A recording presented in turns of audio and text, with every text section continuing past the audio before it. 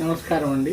Welcome to Jagannath Tangirala channel నుంచి జగన్నాథ్ డైరెక్ట్గా మీ ముందు మాట్లాడుతున్నాను.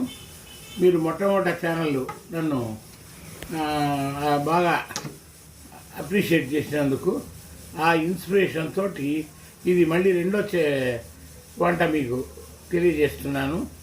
మీరు ఇలాగనే నన్ను ఎంకరేజ్ చేసుకుంటూ వెళ్తే నేను చాలా 450 వంటకాల దాకా మీకు తెలియజేద్దామని ఒక ఆశ ఉంది నాకు.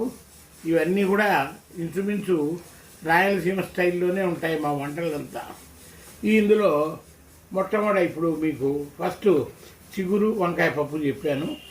ఈసారి చిగురు తోటకూర పప్పు మీకు చెప్పదలుచుకున్నాను. తోటకూర అంటే మీ అందరికీ తెలుసు, పెరుగు తోటకూర కాదండి, కొయ్య తోటకూర. కొయ్య అంటే ఎర్ర కాడలు ఉండేటువంటిది. దాన్ని మనము ఒక కట్ట అంటే దగ్గరగా ఒక 100 గ్రాములు ఆకు వస్తుంది తీస్తే ఆ కట్టను తీసుకోవడం అండి.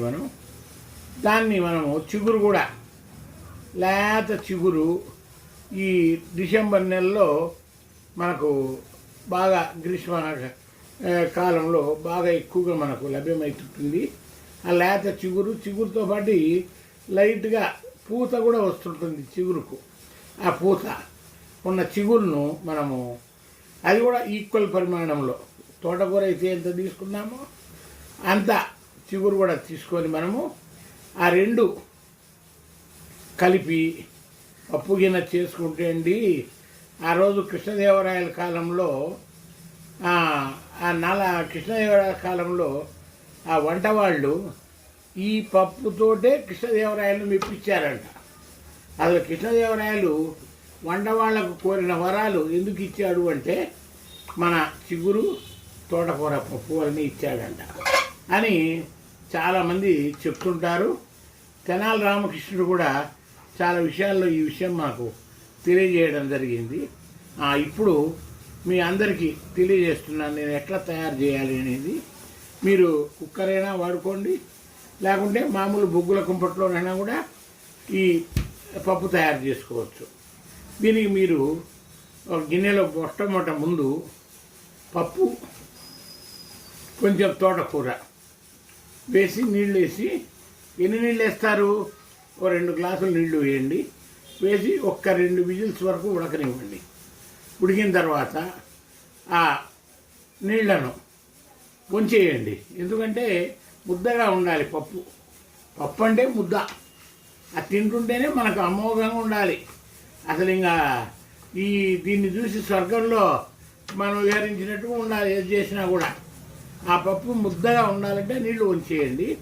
నీళ్లు వంచి ఇప్పుడు మనం పక్కన పెట్టుకున్నటువంటి చిగురును చిన్నగా తరగక్కర్లా ఊరగడ్లా తుంచి దాంట్లో వేద్దాం. వేసేస్తే మళ్ళీ కొంచెం ఉప్పు వేద్దాం, దానికి తగినంత.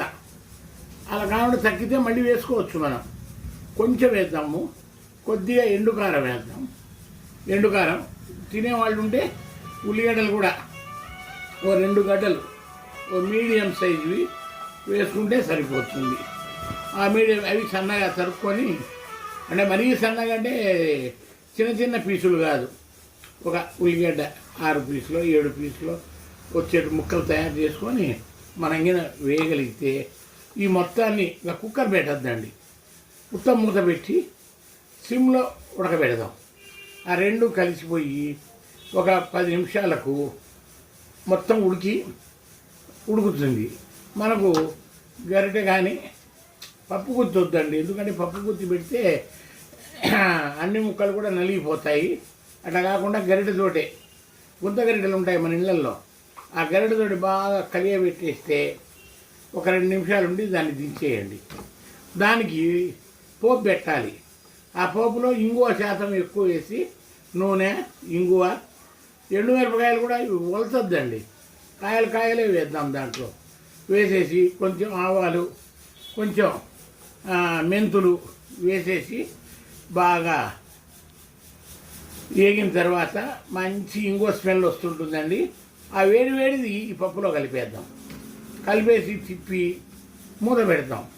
మూత ఎందుకు పెట్టాలంటే ఇంకో స్మెల్ బయట ఎక్కువసేపు మూత లేకుండా ఉంటే బయటికి పోతుంది, పప్పుకు పట్టదు. కాబట్టి మనము మూత పెట్టేసి మనం ఇంకా ఈ పప్పును మనం వాడుకోవచ్చు. ఈ పప్పును అన్నంలో తింటే మధురంగా ఉంటుంది. చపాతీలలో కూడా తినచ్చు, జొన్న రొట్టెలో తినచ్చు, సొద్ద రొట్టెలో కూడా ఈ పప్పును కొంచెం నెయ్యి వేసుకొని ఇలా తింటేనండి నా స్వామిరంగా ఈ కార్బోహైడ్రేట్స్ ఫుడ్ అంతా కూడా అక్కర్లా. ఇదే మనకు ఆరోగ్యానికి మంచిది.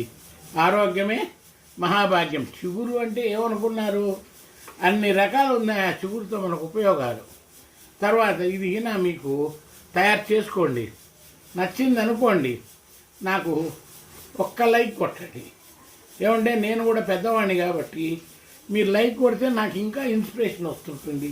సబ్స్క్రైబ్ చేయండి. ఇలాగనే మీ ప్రోత్సాహంతో ఇంకా నేను రెట్టింపు ఉత్సాహంతో చాలా వంటలు మీకు తెలియజేస్తాను. నమస్తే.